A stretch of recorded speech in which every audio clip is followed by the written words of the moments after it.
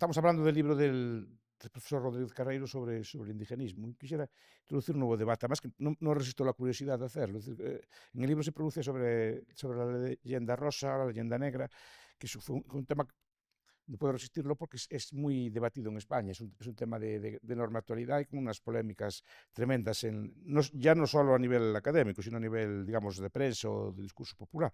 Entonces, no me resisto a dejar de preguntarle cuál es su postura sobre esto. Y digo porque en esos debates, la figura de, por ejemplo, de las casas, muchos de ellos la relativizan como que exagera o que tal, o incluso Vitoria, ¿no?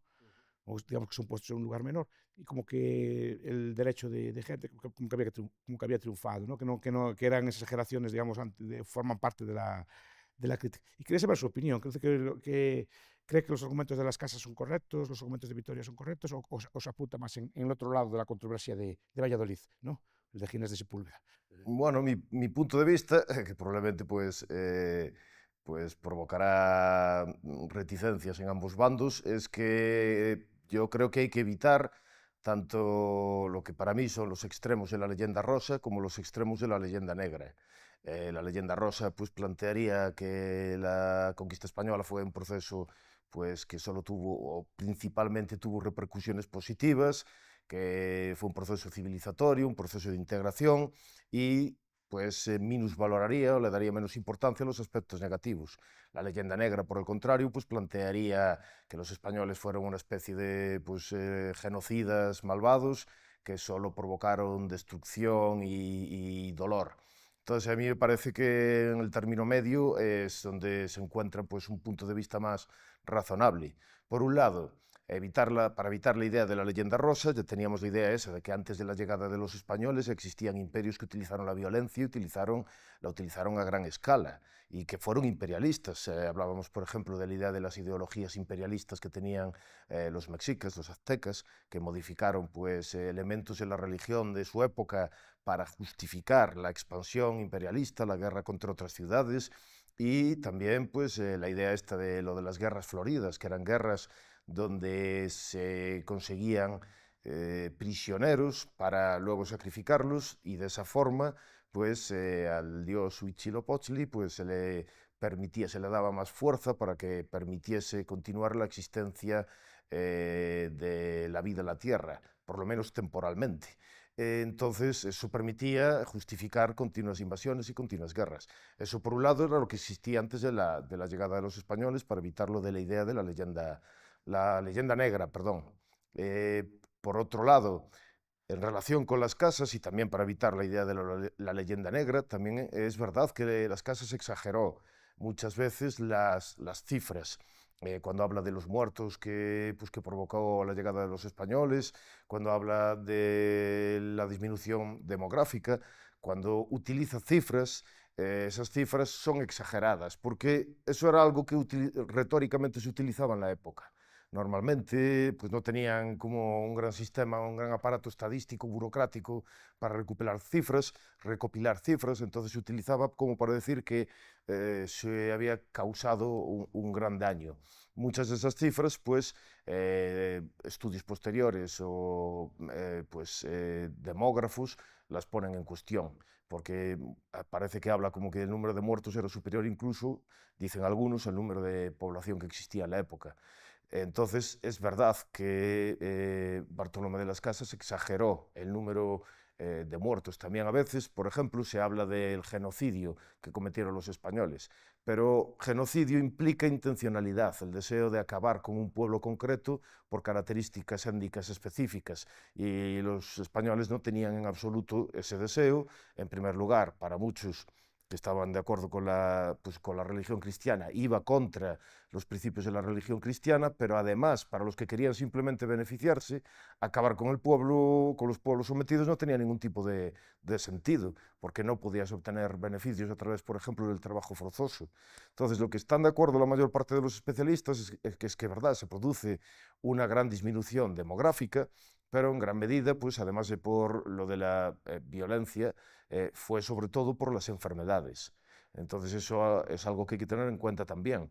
Por otro lado, también en contra de la idea de la leyenda negra están las cosas positivas que plantearon los teóricos de la Escuela de Salamanca. Entonces yo, por ejemplo, con Bartolomé de las Casas sigue a teóricos que desde mi punto de vista son pues, superiores, como Francisco de Vitoria o Melchor Cano o Domingo de Soto. Entonces, en lo que es en los argumentos de la ley natural, me parece que esos argumentos son muy positivos.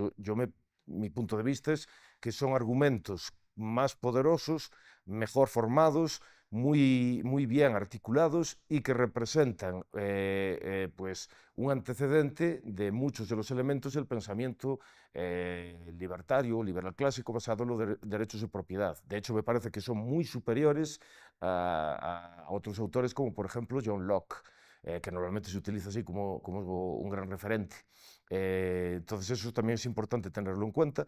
Además hay que tener en cuenta también que hubo personajes que no pues hablaron tanto sobre teoría política, pero que tuvieron una gran influencia a la hora de defender derechos de las poblaciones indígenas, como por ejemplo pues, Francisco Marroquín, que fue un personaje también muy importante y que a veces a Bartolomé de las Casas pues se habla todo el tiempo de él, pero no se habla lo suficiente o no se reconoce tanto la obra de las acciones de Francisco Marroquín, que fueron tremendamente importantes.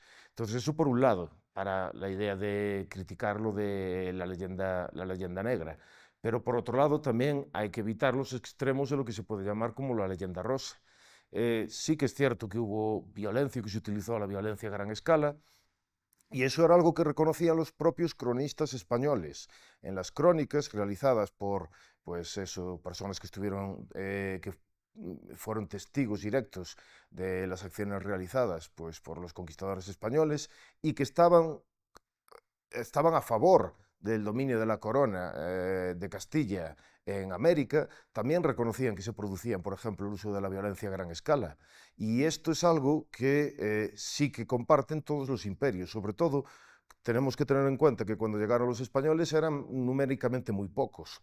Entonces, por un lado utilizaron alianzas con tribus o ciudades que tenían enemistades con los líderes dominantes o los pueblos dominantes.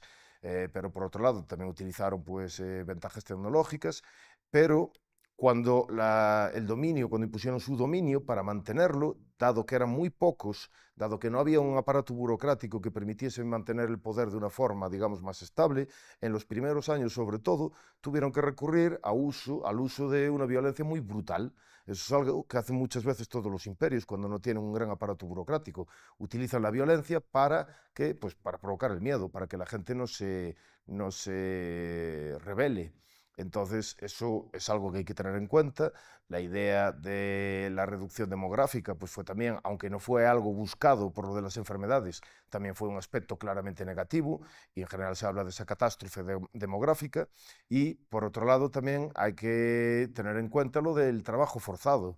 Las encomiendas, a pesar de que en principio buscaban, legalmente se establecieron leyes como las leyes de Burgos para mejorar las condiciones de vida de los indígenas que estaban sometidos a esas encomiendas, muchas veces no se respetaban. Y entonces básicamente pues tenían características pues muy parecidas a las del trabajo forzoso. Entonces, por un lado, hay elementos tremendamente positivos de lo que hicieron los españoles, sobre todo pues, el desarrollo teórico, la defensa de los derechos, la idea de los derechos de propiedad basadas en lo que llamaban el dominium, la descentralización basada en lo de las repúblicas de indios,